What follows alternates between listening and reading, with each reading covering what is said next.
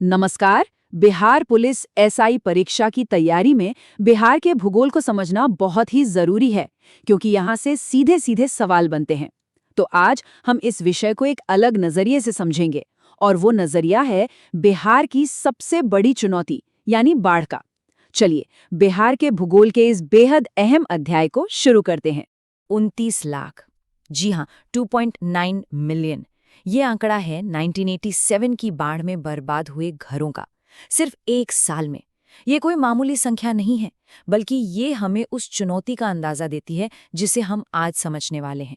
इससे ये साफ हो जाता है कि बिहार का भूगोल सिर्फ पहाड़ों और मैदानों के बारे में नहीं है, ये यहाँ के लोगों की जिंदगी से सीधे तौर पर जुड़ा हुआ है। तो आज के इस सफर में हम क्या क्या देखने वाले हैं? हम बिहार में बाढ़ के एक परिचय से शुरू करेंगे, फिर यहाँ की नदियों के सिस्टम को और मॉनसून के रोल को समझेंगे।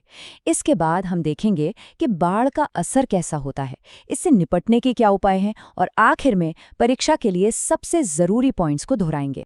तो हमारा पहला पड़ाव है बिहार में बाढ़ का परिचय। देखिए, एक बात तो बिल्कुल साफ है, अगर आप बिहार का भूगोल समझना चाहते हैं तो आपको यहाँ की बाढ़ की समस्या को समझना ही होगा। ये दोनों एक दूसरे से जुड़े हुए हैं, और इसीलिए ये एक ऐसा टॉपिक है जिससे लगभग हर साल परीक्षा में सवाल आते ही आते हैं। चलिए, अब बात करते हैं बिहार के भूगोल के हार्डवेयर की, यानी यहाँ की नदियों के जाल की। कमाल की बात यह है कि यही नदियाँ बिहार की जमीन को सोना उगलने लायक बनाती हैं, और यही नदियाँ विनाश का कारण भी बनती हैं। जरा इस सैटेलाइट तस्वीर पर गौर कीजिए।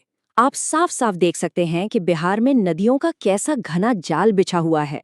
देखिए, बीचों बीच से गंगा नदी गुजर रही है, जो राज्य को लगभग 2 हिस्सों में बांट देती है। इसके उत्तर में गंडक और कोसी जैसी नदियां हैं, जो हिमालय से आती हैं, और दक्षिण से सोन नदी पठार से आकर गंगा में मिल जाती है। परीक्षा के लिए ये अंतर समझना बहुत बहुत जरूरी है। उत्तरी बिहार की नदियां, क्योंकि वो हिमालय से निकलती हैं, इसलिए वो सदा नीरा हैं, मतलब उनमें साल भर पानी रहता है। लेकिन असली खेल होता है मानसून में, जब उनका बहाव 50 से 90 गुना तक बढ़ जाता है, और यही बाढ़ की असली वजह है। वहीं दूसरी तरफ दक्षिण बिहार की नदियां पठारी हैं, जो ज्यादातर बारिश के पानी पर निर्भर करती हैं। अब उत्तरी बिहार की नदियों में एक नदी है कोसी, जो अपने विनाशकारी रूप के लिए बदनाम है, और इसीलिए इसे बिहार का शोक या सॉरो ऑफ बिहार कहा जाता है। जानते हैं क्यों? क्योंकि ये नदी अपना रास्ता बदलने में माहिर है। ये कब कहाँ मुड़ जाए कोई नहीं जानता, और इसी वजह से हर साल भयानक बाढ़ आती है। और ये तस्वीरें ये कोसी की ताकत का जीता जागता सबूत हैं। ये 2008 की तस्वीरें हैं, जब कुसाहा में तटबंध टूट गया था। बाईं तस्वीर में देखिए, नदी तटबंध के अंदर बह रही है, और दाईं तरफ तटबंध टूटने के बाद का मंजर है। नदी ने अपना रास्ता ही बदल लिया और एक बहुत बड़े इलाके को पानी में डुबो दिया। परीक्षा टिप: ये बात हमेशा याद रखिए, कोसी नदी को बिहार का शोक कहते हैं, और इसका रास्ता बदलना एक बहुत ही महत्वपूर्ण भौगोलिक तथ्य है।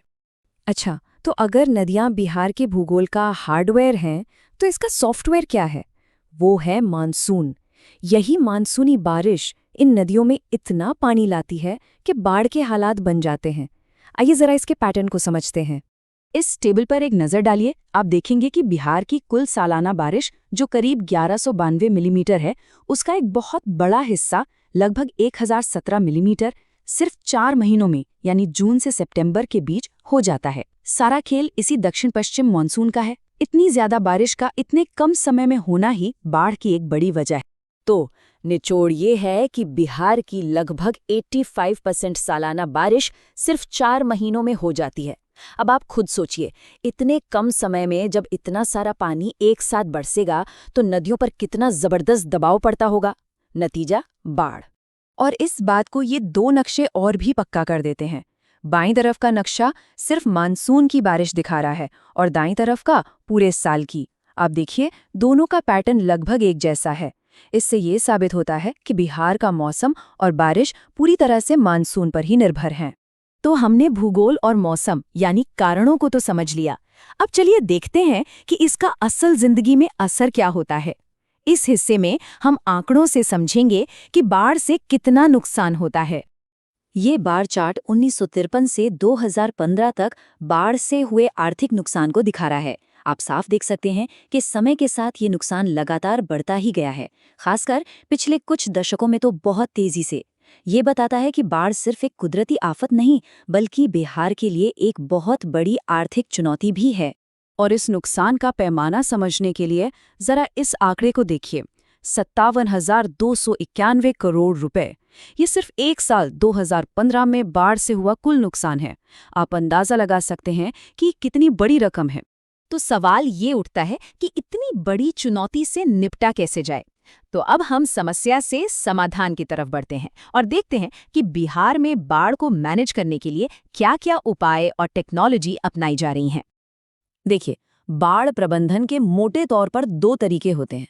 पहले हैं संरचनात्मक उपाय, यानी फिजिकल चीजें बनाना, जैसे तटबंध या बांध, और दूसरे हैं गैर संरचनात्मक उपाय, जिनमें नीतियां आती हैं, जैसे बाढ़ की भविष्यवाणी करना या बाढ़ वाले इलाकों का सही मैनेजमेंट करना। और इन गैर संरचनात्मक उपायों में टेक्नोलॉजी का, खासकर इसरो की सैटेलाइट टेक्नोलॉजी का बहुत बड़ा रोल है। सैटेलाइट्स की मदद से बाढ़ पर नजर रखना, पानी में डूबे इलाकों का नक्शा बनाना, नुकसान का जल्दी से अंदाजा लगाना और नदियों के बदलते रास्ते को मॉनिटर करना, ये सब मुमकिन हो पाया है। चलिए अब फटाफट उन सभी पॉइंट्स को रिवाइज कर लेते हैं जो आपकी परीक्षा के लिए सबसे ज्यादा जरूरी हैं।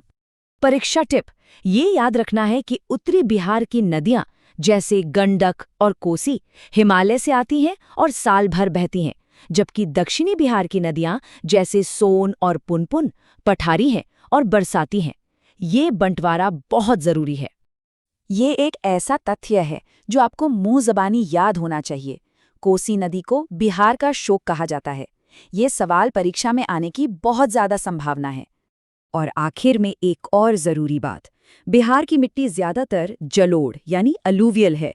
ये हर साल नदियों द्वारा लाई गई गाद से नई हो जाती है और इसी वजह से ये बहुत ज्यादा उपजाऊ है, जो बिहार को एक कृषि प्रधान राज्य बनाता है। तो बिहार के भूगोल को समझना सिर्फ किताबी ज्ञान नहीं है, बल्कि ये राज्य की चुनौतियों और ताकत को समझने के लिए भी जरूरी है। और ये हमें एक बड़े सवाल पर लाकर छोड़ता है, क्या आज की आधुनिक टेक्नोलॉजी और मैनेजमेंट बाढ़ की इस सदियों पुरानी चुनौती को हरा सकती है? आप अपनी तैयारी पूरी मेहनत और लगन से करते रहिए, सफलता जरूर मिलेगी। शुभकामनाएं।